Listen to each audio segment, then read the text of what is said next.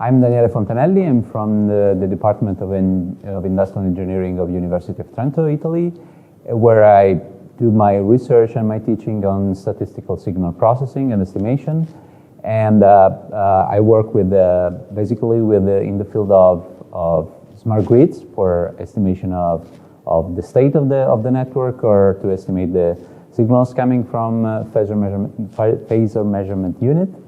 And also, since I have my PhD on robotics, I work in the field of estimation for robotics application and basically for mobile robots.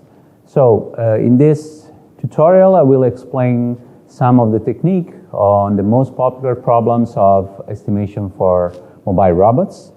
And I will also go through into the very basic estimation solutions that you may use whenever you have to face with these kind of problems.